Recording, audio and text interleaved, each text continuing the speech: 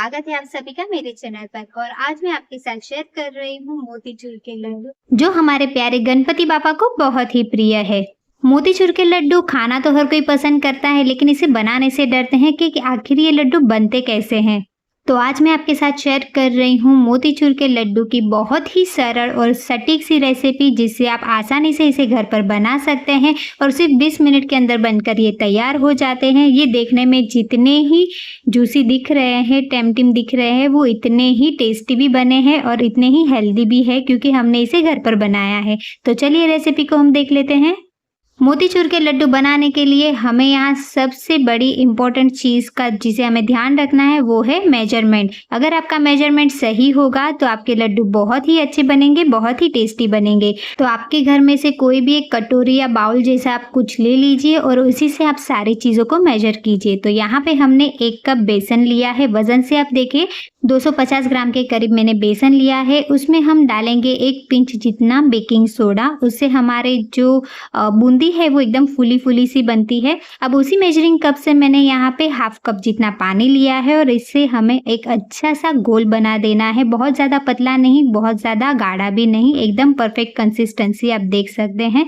बिल्कुल भी इसमें लम्स ना रहे, इस तरह से हमें इसका बैटर रेडी करना है। तो आप देख सकते हैं यहाँ पे हमने जो बैटर रेडी किया है एकदम स्मूथ है।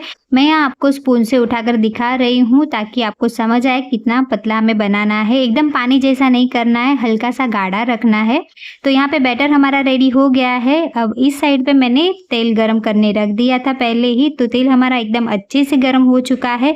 दुकान में हलवाई के पास तो बहुत बड़ा सा जारा होता है जो एक ही बार में बहुत सारी बूंदी गिरा सकता है, लेकिन हमारे पास घर में वो अवेलेबल नहीं होता है। तो हम क्या करें, तो इस तरह से छन्नी आपके पास हो तो आप उसी से भी बूंदी बना सकते हैं। मेरे पास ये छोटा सा जारा है तो इसी से मैं बूंदी बनाऊंगी। तो अगर आपके पास भी ऐसा छोटा सा जारा है तो इसके इस्तेमाल करके आप बहुत ही आसानी से बूंदी बना सकते हैं।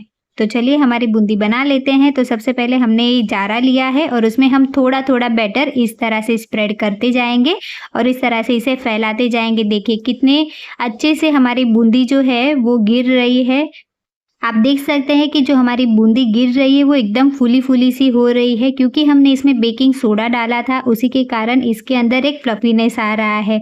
बहुत ज़्यादा टाइम नहीं लगेगा, 1 से 2 मिनट के अंदर ही आपकी बूंदी बनकर तैयार हो जाएगी। इसे अच्छे से फ्राई होने दें। गैस की फ्लेम हमें लो टू मीडियम ही रखनी है। बीच बीच में आपको जारा थोड़ा क्लीन करना पड़ेगा, क्योंकि इसके जो होल्स है वो पैक ना हो जाए और हमारी जो बूंदी है वो एकदम आसानी से गिरे। थोड़ी देर इसे अच्छे से फ्राई होने दे, एकदम क्रिस्प होने दे, हल्का सा कलर इसका सुनहरा हो जाए तब तक इसे फ्राई करें, ताकि हमारी जो बूंदी है वो एकदम क्रिस्प हो जाए।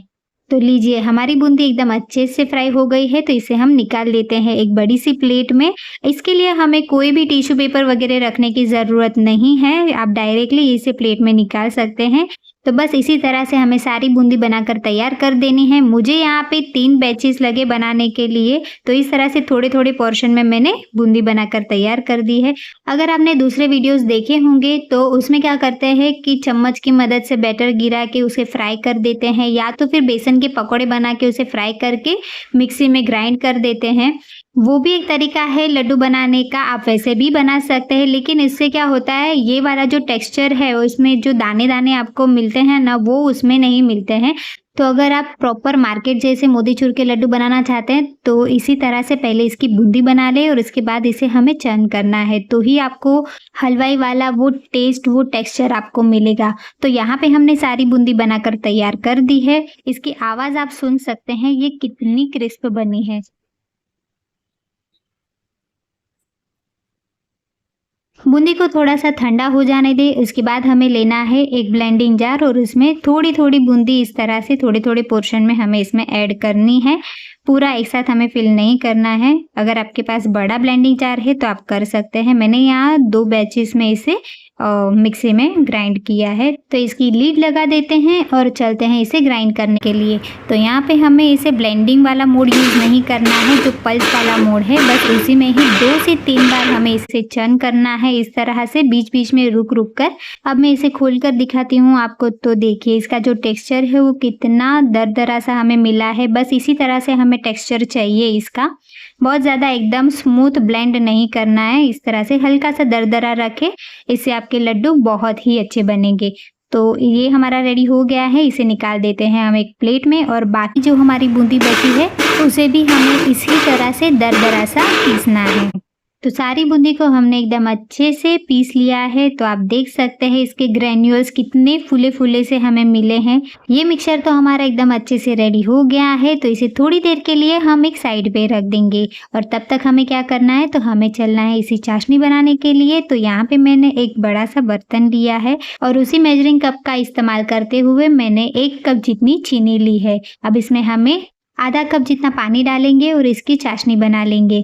तो गैस की फ्लेम हमें लो टू मीडियम ही रखनी है। थोड़ी देर के बाद आप देखेंगे तो इसमें एकदम अच्छे से उबाल आने लगेगा। गैस की फ्लेम बिल्कुल भी हाई ना करें, वरना जो हमारी चीनी है वो एकदम जलने लगेगी। अब इसी स्टेज में हमें इसमें डालना है फूड कलर। तो यहाँ पे मैंने केसर फूड कलर डाला है। इसके कारण क्या होता है, हमें जो मार्केट वाला जो ऑरेंज कलर लड्डू का दिखता है ना, वो हमें इसमें मिलेगा। अगर आपको नहीं पसंद है आप स्किप कर सकते हैं। और अगर आपको ऑथेंटिक तरीके से बनाना है तो हल्की सी हल्दी आप बेसन में पहले ही मिला दे, तो आपको फूड कलर डालने की जरूरत नहीं है। उससे भी आपको हल्का सा पीला कलर लड्डू में मिल जाएगा। अब यहाँ पे हमें चाशनी एक तार की बनानी है। तो आप इस तरह से थोड़ी सी चाशनी हाथ में ले और इसे आप फिंगर की मदद से चेक कर सकते हैं कि आपकी चाशनी बराबर है कि नहीं। हल्की सी चिपचिपी होनी चाहिए, बस एक तार वाली चाशनी हमें चाहिए। जैसे ही हो जाए उसमें हमें ये जो मिक्सचर रेडी किया है उसे डाल देना है और इसे हमें अच्छे से पकाना है, लो फ्लेम पर ही पकाना है। पहले शुरू में आपको लगेगा कि चाशनी बहुत ज़्यादा है, तो बिल्कुल भी घबराने की ज़रूरत नहीं है। जैसे जैसे ही आप इसे पकाते जाएंगे 1 से 2 मिनट के बाद ये जो हमारा मिक्सचर है वो जितनी भी चाशनी हमने बनाई है ना, वो पूरा एब्जॉर्ब कर देगा। तो बिल्कुल भी घबराने की बात नहीं है। धीरे धीरे आप इसे कॉन्स्टेंटली चलाते रहें, बिल्कुल भी बीच में छोड़ ना दें, वरना जो हमारा मिक्सचर है वो जल सकता है। तो यहाँ पे हमें 2 से 3 मिनट तक हो गए हैं कॉन्स्टेंटली इसे चलाते हुए और आप देख सकते हैं जो भी हमने चाशनी बनाई थी वो मिक्सचर ने पूरा एब्जॉर्ब कर दिया है। तो यहाँ पे हमें कर देनी है गैस की फ्लेम को बंद। अब हमें जो ये मिक्सचर रेडी किया है उसे हमें एक प्लेट में निकाल देना है, क्योंकि हमारा ये बर्तन गर्म है। अगर हम उसी में ठंडा होने के लिए छोड़ देंगे तो ये जो हमारा मिक्सचर है वो पूरा खराब हो सकता है। तो इसे हमें एक प्लेट में निकाल देना है और हल्का सा इस तरह से फैला देना है। थोड़ा सा इसे नॉर्मल टेम्परेचर में आने दे, थोड़ा ठंडा हो जाने दे। 2 से 5 मिनट के बाद आप देखेंगे तो हमारा जो ये मिक्सचर है वो थोड़ा मैनेजेबल हो गया है, हल्का सा ठंडा हो गया है। तो इसी स्टेज में हमें इसमें फ्लेवर को और एनहांस करने के लिए इसमें डालेंगे 1 छोटी चम्मच इलायची और मगज के बीज यहाँ पे हमने डाले हैं 1 टेबलस्पून जितने, क्योंकि हमारे मोतीचूर के लड्डू जो बनते हैं वो मगज के बीज के बगैर अधूरे से लगते हैं। इसी के साथ हमें इसमें डालना है 1 टेबलस्पून जितना घी, बस इससे ज़्यादा हमें ज़रूरत नहीं पड़ेगी। और इस सब को हमें एकदम अच्छे से मिला दे और हमें इसके लड्डू बनाने हैं। तो लड्डू बनाने के लिए मिक्सचर हमारा परफेक्टली तैयार है। अब इसे छोटा छोटा पोर्शन आप हाथों में ले और इसे लड्डू का शेप दे दे इस तरह से। तो आप देख सकते हैं हमारा जो मिक्सचर है वो एकदम अच्छे से बाइंडिंग हो रहा है, बिल्कुल भी बिखर नहीं रहा है, एकदम भी टूट नहीं रहा है, एकदम प्रॉपर लड्डू का शेप ले रहा है। अगर आपको लड्डू बनाने में परेशानी हो रही है या तो फिर आपका जो मिक्सचर है वो हाथों में चिपक रहा है, तो थोड़ा सा घी मिक्सचर में और ऐड कर दे और लड्डू बनाने से पहले हाथों में थोड़ा सा पानी लगा दे और इसके बाद लड्डू बनाना स्टार्ट करें। तो एकदम आसानी से आप इसके लड्डू बना पाएंगे। और बस इसी तरह से हमें इसके सारे लड्डू बनाकर तैयार कर देने हैं।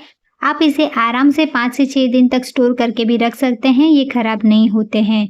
अब मैं इसे आपको तोड़ के दिखाती हूँ। तो देखिए कितने आसानी से टूट रहे हैं और देखने में इतने जूसी और टेस्टी लग रहे हैं कि कोई भी आपकी बात का यकीन ही नहीं करेगा कि आपने इसे घर पर बनाया है, और वो भी सिर्फ 2 इंग्रेडिएंट से। और हेल्दी तो ये है ही क्योंकि ये घर पर बने हैं। तो इस गणेश चतुर्थी आप भी मोतीचूर के लड्डू घर पर बनाएं और शेयर करिए अपना एक्सपीरियंस मेरे साथ, और उन्हें भी जिसे मोतीचूर के लड्डू बहुत पसंद है। अगर आपको आज की वीडियो अच्छी लगी है तो लाइक, शेयर और कमेंट ज़रूर करिएगा। और अगर आप मेरे चैनल पर पहली बार आए हैं तो चैनल को सब्सक्राइब करिए और बेल आइकन को प्रेस करिए ताकि मेरे आने वाले हर वीडियो की नोटिफिकेशन आपको मिलती रहे। Thanks for watching.